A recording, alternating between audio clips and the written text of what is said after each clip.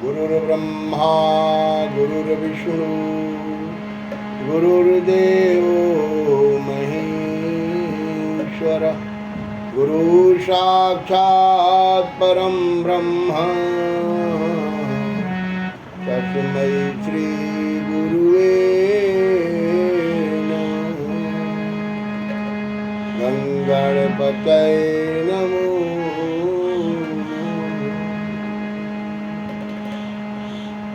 या राम मैं सब जग जानी करहूँ प्रणाम जोरी जोग पाऊँ।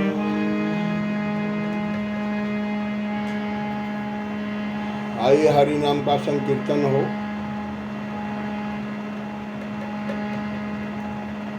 राजा राम राम राम सीता राम राम राम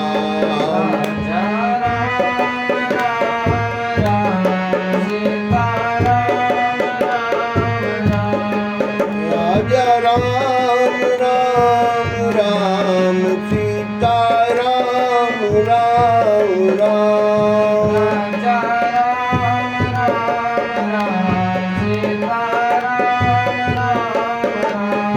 राजा राम राम राम सीता राम राम राम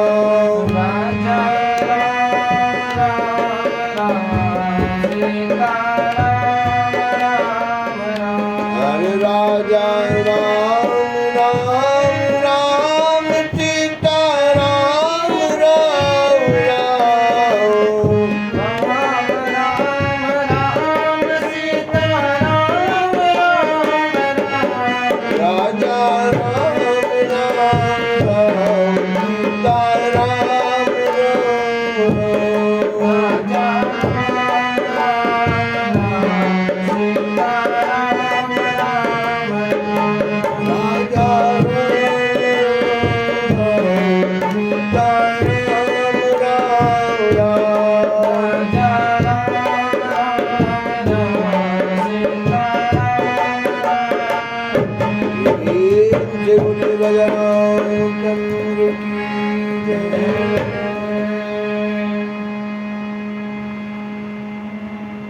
देखिए, भरोसा, आशा, भरोसा और विश्वास।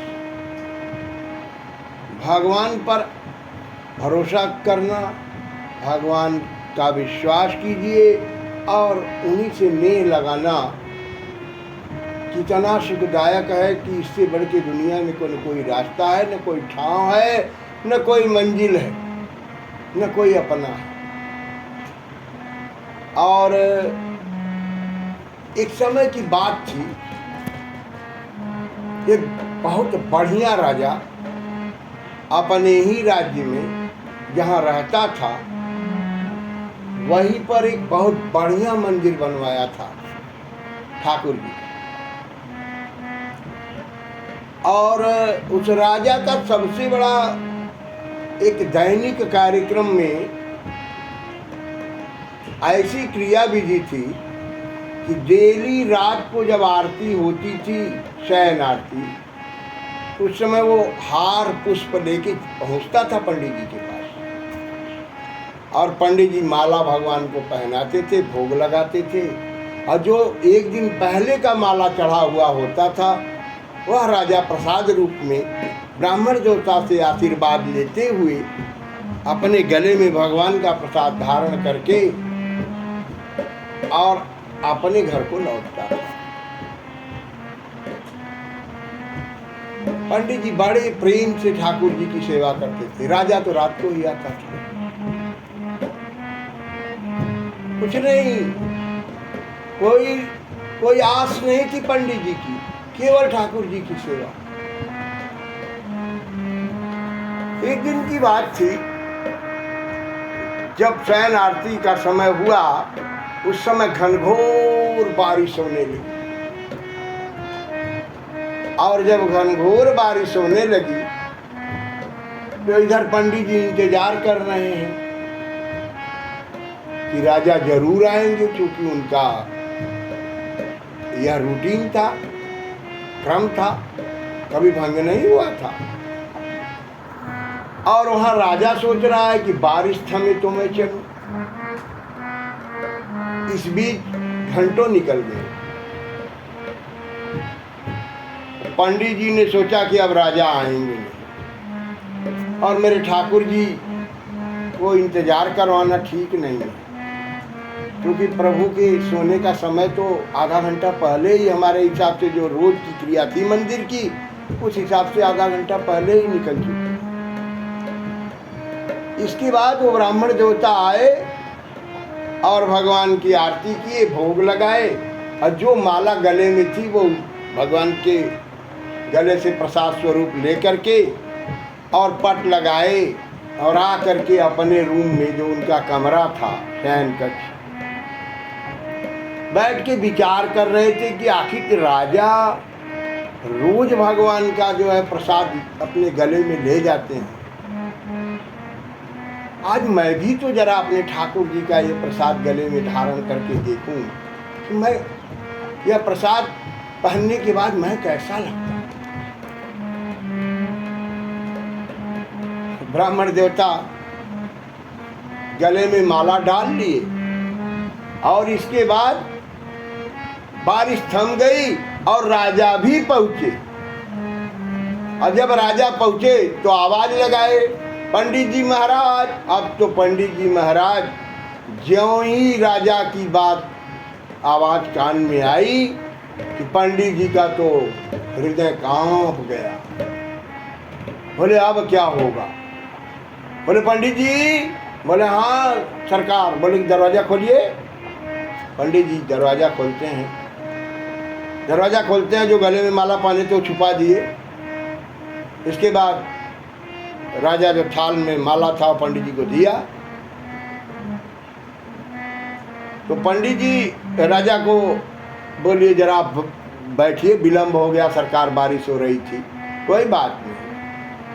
गया, माला पहनाया, मगर माला जो उतारा था पंडित जी ने वो तो अपने कमरे में रखा था।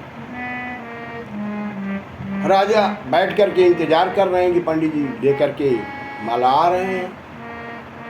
पंडित जी अपना जो है गए कमरे में माला रखे और राजा के आगे पेश कर दी। जब राजा ने उस माला को देखा तो पंडित जी को दाढ़ी थी सफेद सफेद, और वो दाढ़ी का बाल उस माला में लगा हुआ था। झटका में उतारने में सर का बाल, दाढ़ी का बाल उसमें लगा हुआ था।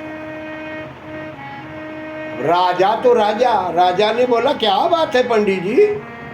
राजा समझ गया, बोला क्या बात है पंडित जी, अब भगवान ये माला में दाढ़ी के बाल लगे हुए हैं, क्या भगवान को दाढ़ी आ गई है क्या? देखिए। तो पंडित जी ने देखा तो उसमें बाल तो लगे हुए थे। पंडित जी बेचारे झटके में बोल दिए हाँ भगवान को दाढ़ी आ गई है ना। अरे राम राम।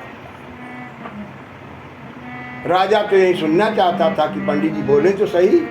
जो पंडित जी ने कहा त्यों राजा ने कहा तो ठीक है, आज दाढ़ी वाले भगवान का मैं भी दर्शन करूंगा। पंडित जी की सांस अटक गई कि अब क्या होगा, आज तो हमारा हो गया। बोले हे दीनानाथ, दीन बंधु पति पावनाथ, तो छूट का ही गया है नाथ हमसे। अब हमारी लज्जा आपके हाथ में है सरकार, सबकी लज्जा आप जो है रखते हैं। अगर सच्चे मन से मैंने आपको कभी भी याद किया है इस दिन, तो हे प्रभु आज मेरी लाज आपके हाथ में है। और इतना कहने के बाद राजा पहुंच गया मंदिर के पास, और मंदिर का जब दरवाजा खोल के और पट खोला गया तो वारे बोले नाथ, वाले वृंदावन बिहारी लाल रघुनाथ जी महाराज, मेरे हाथ तो दाढ़ी भगवान लगाए हैं, क्या बात है। राजा देख के दंग रह गया। राजा देख कर दंग रह गया। उस छवि को जब देखा है तो दंग रह गया। और पंडित जी तो सिर्फ वाणी विराम ले ली, सिर्फ नैनों से भाव और रोमावलियां पूरे रोमांचित होकर खड़ी हो गई। पंडित जी असुधार बहाए चले जा रहे हैं। तब राजा ने इस बात को पंडित जी के पांव में गिर के पूछा कि हे पंडित जी महाराज, आप सच सच बताइए कि ये जो माला में बाल लगा था ये आपके दाढ़ी का था ना? तब पंडित जी ने कहा कि हाँ सरकार। बोले फिर भगवान को दाढ़ी दीनानाथ दीन बंधु सरकार सबके हैं, सरकार सबके हैं। हमार माई बाप जिंदगी सरकार से है, सरकार से है। हे राजानाथ, भगवान ने मेरी लाज रख ली है, मैंने झूठ बोला था। राजा गिर गया भगवान के पांव में, बोला हमने अपने पंडित जी पे शक किया। हे प्रभु, आज हमारी भक्ति में जो है त्रुटि रह गई। हे नाथ, मुझे क्षमा कर दीजिए। हे नाथ, मुझे क्षमा कर दीजिए। इसके बाद राजा परम भक्त हो गया, परम भक्त हो गया, परम गति को प्राप्त हुआ, क्योंकि उसने तुरंत जो है अपने मन को निर्मल किया। बोला, हे प्रभु, आज मेरे इस मन में ये शंका आ गई और आपने उसको इस पंडित जी की सेवा पर प्रसन्न होकर के और इतनी बड़ी लाज आपने रख लिया।